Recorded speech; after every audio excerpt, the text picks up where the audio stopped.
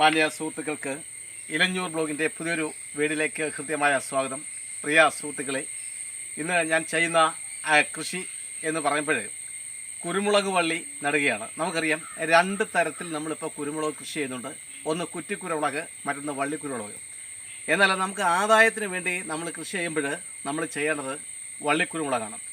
അപ്പം വള്ളിക്കുരുമുളക് നമുക്ക് രണ്ട് രീതിയിൽ ചെയ്യാം. ഒന്ന്, നമുക്ക് ഈ PVC പൈപ്പ് പോലെയുള്ള താങ്ങുകാൽ നാട്ടിക്കൊണ്ട്, PVC പൈപ്പ്, കോൺക്രീറ്റ് തൂണ്, ഇതൊക്കെ നാട്ടിക്കൊണ്ട് അതിൽ നമുക്ക് കുരുമുളക് പടർത്താം. വർഷത്തിൽ ഒരു പ്രാവശ്യം നമുക്ക് അതിൻ്റെ ആദായം എടുക്കാം. അതുപോലെ തന്നെ നമുക്ക് അല്പം പുരയിടമൊക്കെ ഉണ്ടെങ്കിൽ ഇതേപോലെയുള്ള വൃക്ഷങ്ങൾ നട്ട് വളർത്തി, ഇതിപ്പോൾ ഒരു നാടൻ പ്ലാവാണ്. സാധാരണ ഇപ്പം നാടൻ പ്ലാവ് ആരും വളർത്താറില്ല. എന്നാൽ ഞാനൊരു നാടൻ പ്ലാവ് നട്ട് വളർത്തി പരിചരിക്കുകയാണ്.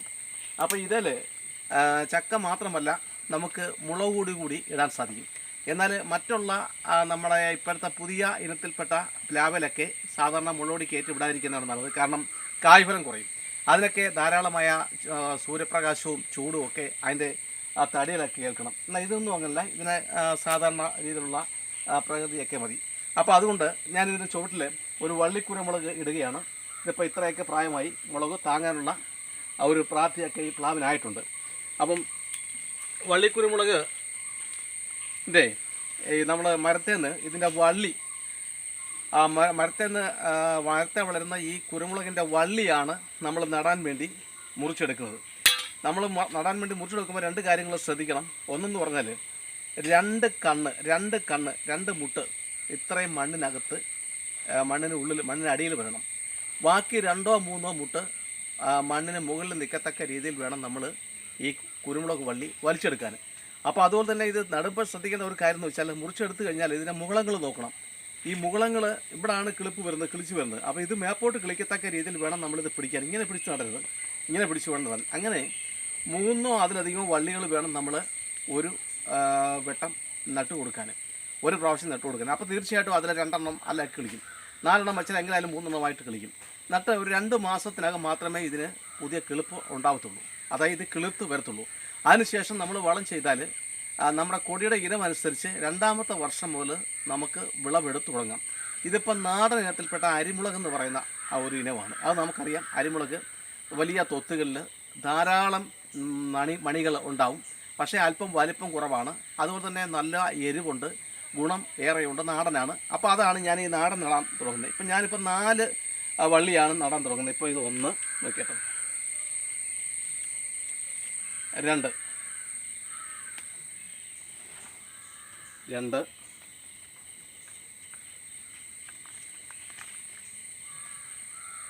3 4 വള്ളിയാണ് ഞാൻ നടാനെടുക്കുന്നത്. അപ്പം നമ്മൾ ശ്രദ്ധിക്കേണ്ട ഒരു കാര്യം എന്ന് വെച്ചാൽ,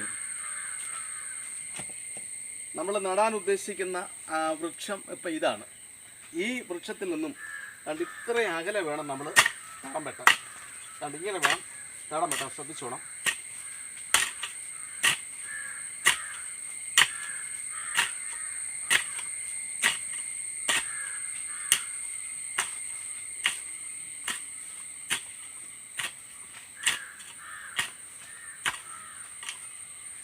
നമ്മൾ നടേണ്ട വൃക്ഷത്തിൻ്റെ, അതായത് താങ്ങാലായിട്ട് കൊടുത്തിരിക്കുന്ന വൃക്ഷത്തിൽ നിന്നും മിനിമം 1.5 അടി അകലത്തിൽ, 1.5 അടിയെങ്കിലും അകലത്തിൽ വേണം നമ്മൾ ഈ കുരുമുളക് വള്ളി നട്ടു കൊടുക്കാൻ. ഇനി നമുക്ക് നടുന്നത് എങ്ങനെയാണെന്ന് നോക്കാം. വ്യത്യസ്ത രീതിയിൽ ആളുകൾ കൃഷികൾ ചെയ്യുന്നുണ്ട്. ഞാൻ ഈ പറയുന്ന എൻ്റെ സുഹൃത്തുക്കളോട് ഷെയർ ചെയ്യുന്ന ഈ വീഡിയോ എന്ന് പറഞ്ഞാൽ, ഞാൻ കുരുമുളക് വള്ളി ഇട്ട് കിളിർപ്പിച്ച് ആദായം എടുക്കാൻ ഉപയോഗിച്ച കൃഷി രീതിയാണ്. കാരണം ഇത് കണ്ടിട്ട് അങ്ങനെയല്ല ഇങ്ങനെയാണെന്നൊക്കെ പറയുന്നവർക്ക് വേണ്ടിയാണ് പറയുന്നത്. ഞാൻ എൻ്റെ രീതിയാണ്, ഞാൻ മനസ്സിലാക്കിയ, ഞാൻ പരീക്ഷിച്ച് വിജയിച്ച രീതിയാണ് ഞാനിപ്പോൾ പറയുന്നത്. ഓക്കെ, ഇങ്ങനെ നമ്മൾ കുരുമുളക് കണ്ട് ഇങ്ങനെ അങ്ങോട്ട് എടുത്തു. ഇങ്ങനെ എടുത്തിട്ട് ഇവിടെ നമ്മളിങ്ങനെ വെച്ച് ചരിച്ച് വേണം നമ്മൾ നടാൻ. പിന്നെ മണ്ണിട്ട് കൊടുക്കണം.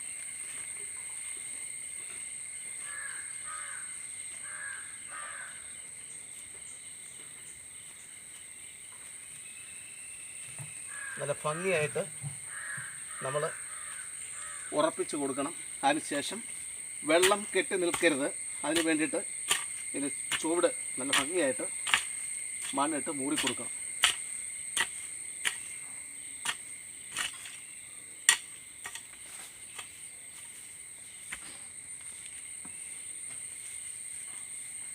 കുരുമുളക് വള്ളികൾ നടാൻ ഏറ്റവും അനുയോജ്യമായ സമയമാണ് ഈ കാലവർഷം ഉള്ള സമയത്ത്. ഇത് നടുന്ന സമയങ്ങളിൽ നമ്മൾ യാതൊരു വിധത്തിലുള്ള വളങ്ങളും ചേർത്ത് കൊടുക്കേണ്ട. 2 മാസം കഴിയുന്നൊന്നേ ചെറിയ മുകുളങ്ങളുണ്ടാവും. ആ സമയത്ത് ഇതിൻ്റെ ചുവട് ചെറുതായിട്ടൊന്ന് നമ്മൾ ഇളക്കി കൊടുത്തിട്ട് എല്ലുപൊടിയും ചാരവും നമുക്ക് വിതറി കൊടുക്കാം. പിന്നീട് വേണ്ടതെന്ന് വെച്ചാൽ പച്ചിലവളങ്ങളാണ്. ആട്ടിൻ കാഷ്ടം, അതുപോലെ തന്നെ പശുവിൻ ചാണകം, പിന്നെ നമ്മുടെ പുരയിടങ്ങളിൽ വളർന്നിരിക്കുന്ന ഈ പുല്ലുകൾ, ഇതെല്ലാം വെട്ടിയിട്ട് കൊടുത്താൽ മതി. പടന്ന് കയറി തുടങ്ങുന്നുണ്ടെങ്കിൽ നമ്മൾ എന്ത് ചെയ്യണം? വള്ളി ഉപയോഗിച്ച്, അതായത് അഴുകിപ്പോകുന്ന ഏതെങ്കിലും വള്ളി ഉപയോഗിച്ച് നമ്മളിങ്ങനെ കെട്ടിക്കൊടുക്കണം. കെട്ടിക്കൊടുക്കുന്നുണ്ടെങ്കിൽ ഈ മുളക് പൊടിയുടെ തന്നെ ഈ വേര്, ഈ വേരെന്ത് ചെയ്യും? അട്ടക്കാലം എന്നതിന് പറഞ്ഞ ഈ വേര് ഈ തടിയിൽ അങ്ങ് പിടിച്ച് അത് മേപ്പോട്ട് വളർന്നു പോകും. വർഷത്തിൽ 2 പ്രാവശ്യം നമുക്ക് ഇതിൻ്റെ ചുവട് ചെറുതായിട്ടൊന്ന് ഇളക്കി കൊടുത്തതിന് ശേഷം വളം ചെയ്ത് കൊടുത്താൽ നല്ല ആദായം കിട്ടുകയും ചെയ്യും, നല്ല വരുമാനം കിട്ടുകയും ചെയ്യും. ഇന്നത്തെ സാഹചര്യത്തിൽ റബ്ബർ പോലെയുള്ള തോട്ടവിളകൾ പരാജയപ്പെട്ടുകൊണ്ടിരിക്കുന്ന ഈ സാഹചര്യത്തിൽ നമുക്ക് വൻ ലാഭം ഉണ്ടാക്കാൻ പറ്റുന്ന ഒരു സുഗന്ധ വ്യഞ്ജന വിളയാണ് ഈ കുരുമുളക് എന്ന് പറഞ്ഞാൽ. കുരുമുളകിൻ്റെ ചരിത്രം നമ്മളെ പഠിപ്പിക്കുന്ന ഒരു വലിയ പാഠമുണ്ട്. അന്യ ലോകരാജ്യങ്ങളിൽ നിന്നും ആളുകൾ നമ്മളെ തേടി എത്തിയതൊക്കെ കുരുമുളക് ഉൾപ്പെടെയുള്ള സുഗന്ധ വ്യഞ്ജനങ്ങൾക്ക് വേണ്ടിയാണ് എന്ന കാര്യം നാം മറക്കരുത്. കറുത്ത സ്വർണം എന്ന പേരിലാണ് കുരുമുളക് അറിയപ്പെടുന്നത്. നമ്മുടെ ഒട്ടനവധി ആരോഗ്യ ഗുണങ്ങളുള്ളതാണ് കുരുമുളക്. പ്രിയ സുഹൃത്തുക്കളെ, നമുക്ക് എത്രമാത്രം സ്ഥലം കുറവുണ്ടെങ്കിലും നമുക്ക് കുരുമുളക് കൃഷി ചെയ്യാം. PVC പൈപ്പിലോ അല്ലെങ്കിൽ വസ്തു ഉണ്ടെങ്കിൽ ഇതുപോലെ മരങ്ങൾ വെച്ചുപിടിപ്പിച്ച മരത്തേലോ ഒക്കെ നമുക്ക് കുരുമുളക് കൃഷി ചെയ്യാം. നമ്മുടെ വീട്ടിൽ ഒരു മൂട് കുരുമുളക് നന്നായി പരിപാലിക്കുകയാണെങ്കിൽ നമുക്ക് ഒരു വർഷത്തേക്കുള്ള കുരുമുളക് പച്ചയായിട്ടും ഉണക്കലായിട്ടും ഒക്കെ എടുത്തതിന് ശേഷം നമുക്ക് വിൽക്കാനും സാധിക്കും. എല്ലാ സുഹൃത്തുക്കളും ഇത് ഒന്ന് പരീക്ഷിച്ച് നോക്കണം. ഇത് നമുക്ക് ഡ്രമ്മിൽ വളർത്താം, അതുപോലെ പെയിൻറ്റ് ബക്കറ്റിൽ നമുക്ക് വളർത്തിയെടുക്കാൻ സാധിക്കും. കുറ്റിക്കുരുമുളകാണെങ്കിൽ പിന്നെ ചട്ടിയിലും ഗ്രോ ബാഗിലും ഒക്കെ നമുക്ക് വളർത്തിയെടുക്കാൻ സാധിക്കും. കുറ്റിക്കുരുമുളക് ഒരിക്കലും നമുക്ക് വിൽപ്പനയ്ക്ക് വേണ്ടി ഉതകുമെന്ന് എനിക്ക് തോന്നുന്നില്ല. നമ്മുടെ വീട്ടിലേക്കുള്ള ആവശ്യത്തിന് വേണ്ടി ഉതകും.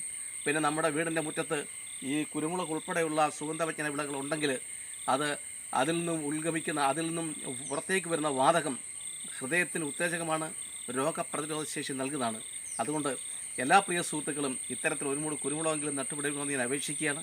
അതുപോലെ തന്നെ ഇത്തരത്തിലുള്ള കൃഷി രീതികളെ, കൃഷി കാഴ്ചകളെ, കൃഷി അറിവുകൾ എന്ന് ഞാൻ പറയുമ്പോൾ ഒരാൾക്ക് പരപ്രേരണ അല്ലെങ്കിൽ മറ്റൊരാളുടെ ആശ്രയമില്ല, പരാശ്രയം കൂടാതെ തന്നെ ചെയ്യാൻ പറ്റുന്നതും ഏറ്റവും ചിലവ് കുറഞ്ഞതുമായ കൃഷി രീതികളാണ് ഞാൻ ഇലഞ്ഞൂർ ബ്ലോഗ് എന്ന യൂട്യൂബ് ചാനലിലൂടെ എൻ്റെ പ്രിയപ്പെട്ട കൂട്ടുകാരുമായിട്ട് പങ്കുവെക്കുന്നത്.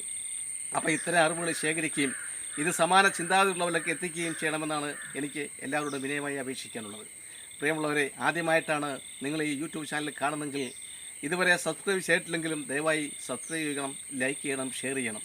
നാളിതുവരെ എനിക്ക് പൂർണ്ണ പിന്തുണയും സഹായ സഹകരണങ്ങളും ഒക്കെ നൽകി ശക്തിയായി, ഒരു സിദ്ധിയായി, അനുഗ്രഹമായി നിലകൊള്ളുന്ന എൻ്റെ എല്ലാ മാന്യ സബ്സ്ക്രൈബേഴ്സിനും ഞാൻ കൃത്യമായ നന്ദി അറിയിക്കുന്നു. എല്ലാവർക്കും എൻ്റെ നന്ദി, നമസ്കാരം.